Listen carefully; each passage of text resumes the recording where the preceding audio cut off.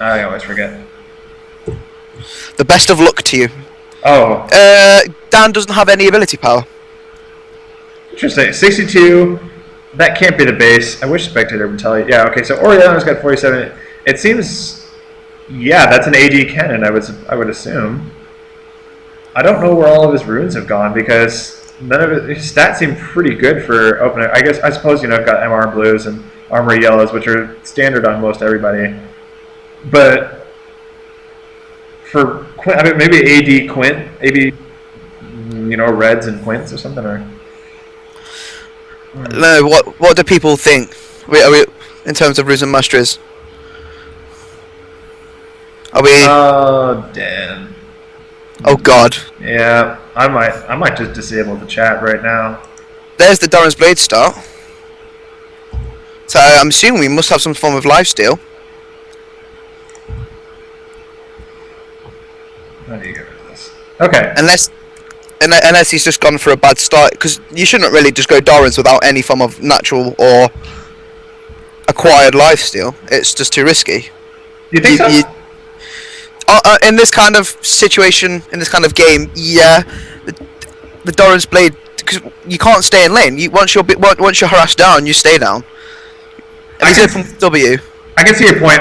We've done you know, it's always the typical comparison since I play or played a good bit of AD. The debate of Longsword 2 versus Doran's Blade. Doran's Blade will give you, you know, Longsword 2.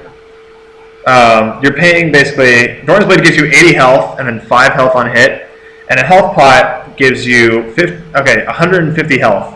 So with 2 health pots, that's 300 health, and then you subtract 80 health because you get that from the Doran's Blade. So 220 health at 5 health per auto. You're doing 44 autos to make up the difference, and then Doran's Blade becomes more cost efficient. But Doran's Blade doesn't build into anything, which is not really a consideration you need to make here because not a lot of, you know, full items are built. Yeah, exactly. So, I mean, it's really a playstyle preference. I can see why Doran's Blade would not be good in this situation if you think Oriana's poke is too much to handle, to where you can't get those 44 autos to get your health back. Oh, and Luke, what are you doing? He's going to stun you. The barrier comes out. Wait for the W to go off. That's just the There's no W. Dan didn't seem to hit the W for some reason. He hit the Q. He had the shuriken. I was fully waiting for the auto attack. I thought he was baiting Luke in there. Luke, I wouldn't have stayed if I was Luke. I thought the game would have been over by now. I thought that would have been straight away. Yeah, I'm curious as to why he didn't do that. If there were, you know, bad misclicks or he forgot he could do that with his W, but oh man. Dan also used his barrier and Luke didn't. Yeah, that is something. Oh, now okay. There's the W that time, but yeah, it's a bit late. So he knows that he can use it. Nah, Dan, you're killing us out here. Okay. So back into it. He's playing the farm game, very pressure oriented. Luke can't. I'm just thinking, in a game mode like this, if you want the offensive start, why go? Doran's just seems too risky because you have to sustain. Why not go pots? Mm-hmm. Because you get more AD from the Fortitude pot when it's activated, and you've got the lane sustain from the actual pots, and you get the health increase from the Fortitude pot. It is a playstyle difference, you know. I don't think there's any really correct answer to this. Yeah, it's just Dan wants it. There's the E, there's the Q, and there's the stun. Yeah, okay. So Luke's feeling it now. He doesn't have the health sustain to make his fairy charms all that useful. Yeah, he's going to recall. And he's going to recall on low mana and low life, and Dan's going to start to... He's stayed in, he's changed his mind. Really? Well, he knows that Dan won't dive him, so... The thing about... And he's got his barrier up, unless...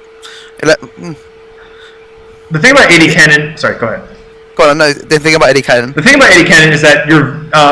if you have your W up, you're a huge threat. The passive auto is what I'm referring to.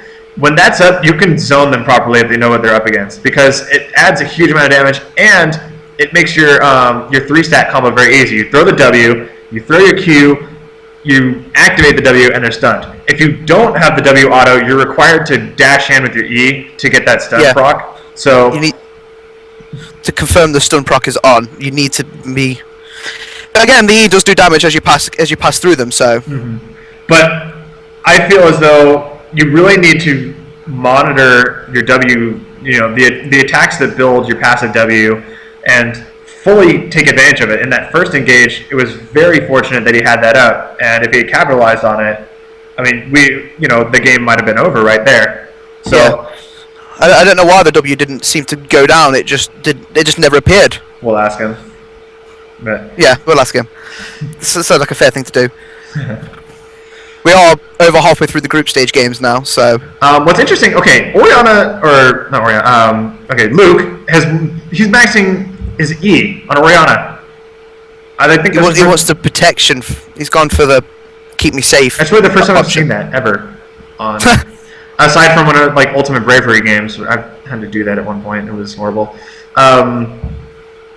Dan, 2 long swords, and there's the pots. Okay, so he's going for a mixture of the Doran's Blades and the long swords, but he is all damage. It's gone. So it is. I'd have thought with the recent nerfs to AD Cannon with his base attack damage, and he just doesn't seem to be able to do AD damage as much anymore. I don't think Dan would consider going for it, but some of them inclined him to, unless he just didn't know about the nerfs. There's always that possibility. So he's got to clear the wave out before he can start monitoring the W for a commit, because with the minions, he's going to lose that one. I know it must pain Dan to lose out on farm. Dan doesn't like losing out on farm. It's not a serious thing to do. Oh, and he's got enough AD. Normally, when you're farming under the tower, you have to do 2 champ autos and a tower auto. Now he's 1-1, which makes it very easy to auto under the tower. Okay, so now he's got his W. He's got his W up. He's got the and there's the shockwave for a tower shot. Double barriers. And the stun seems to have one of their ultimates. Well, one of Dan's ultimates, should I say? And they're not done. Oh, he's got the W up. He can turn it around. He's got the stun. Damn, what? He's got there it is. He stayed in Coke Wall for a very long Spicy time. Maelstrom goes out. Oh! Turn around by Luke right at the end. Well played, both sides. Luke takes it. Ori versus Kennen. That was very interesting. Yeah.